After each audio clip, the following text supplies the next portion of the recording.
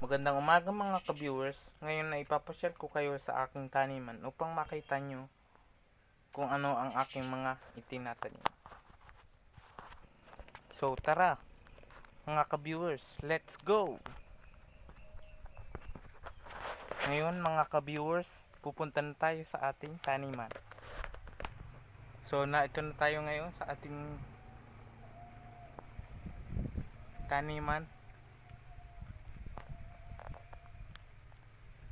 Yan guys ang ating taniman, ang aking taniman. So tara mga ka-viewers at sasabihin ko sa inyo kung ano ang mga tanim ko dito. So mga ka-viewers, kung hindi nyo po ako nakitang nagtatanim, dahil po mahirap pong mag-vlog ng nag-iisa o mag-vlog ng nagtatanim. Ito na mga ka-viewers, ang aking taniman. Tara, isa-isahin natin ang aking mga tanim dito. So dito may San Fernando ng konti. Ito po yung mga pinagbunutan ko na itinanim ko uli. Yan. Yan po yun. Ito po yung kadyus. Yung puno ng kadyus na lipas na ang bunga. Yung isang taon to po yan ay. So ito po yung yung iba pang San Fernando na kaya po ito ay ganito. Ito po ay katatanim pa lang. 5 araw pa lang po itong nakatanim. Yan po, makikita po ninyo wala pang kasino mga suloy. Dahil nga po katatanim pa lang po yan. Hanggang doon po yan sa unahan doon. Tara, puntahan natin. Yan ha, ito po yung iba. Hindi lang po makita at gawa ng wala pa pong suloy.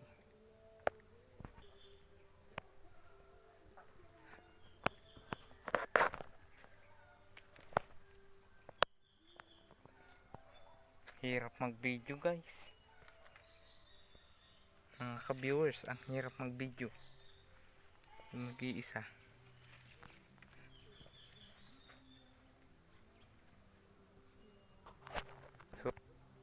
So ayun guys, makikita ninyo na may pa isa-isang dahon ng lumalabas. Dahil yan ay mag-iisang linggo na. So ito naman mga ka-viewers yung 2 linggo na ang edad. Diyan nyo guys oh. Nagdadalwa na yung dahon. Mga ka-viewers, tingnan nyo. Dalawa na yung dahon. So ito guys, yung tanim namin ni Papa na mais. Siya po ang nagbakal niyan.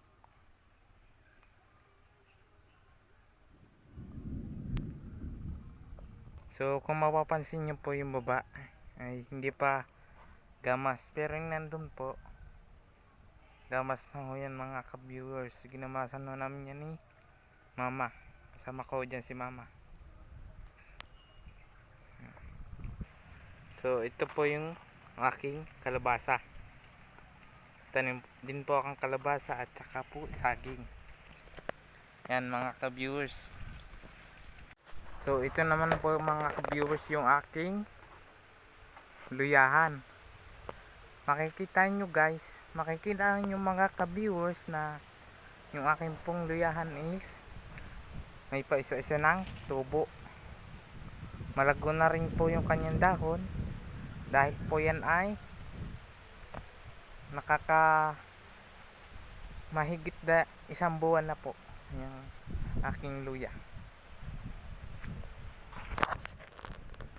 Puntahan po natin yung dako dun.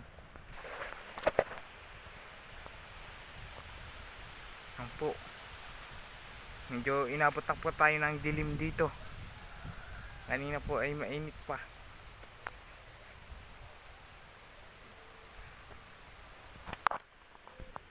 Mukha po yatang uulan dito sa amin. Yan ho ang aking luyahan. Makikita nyo ho mga Makikita nyo yung mga luya, yung luyahan ko is may mga tubo na. Tig-isa na ho ng dahon. Yan, kinukulog na ho tayo din eh. Ako pala. Hindi kayo. Char.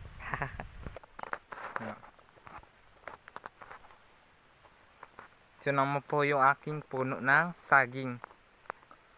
Nagbunga na po yan, kaya po mga suwi na lang natira. Saka po yung dako ron. Nagbunga na rin po yun. Ito pa lang po ang hindi nabunga. Maliit pa, napayat.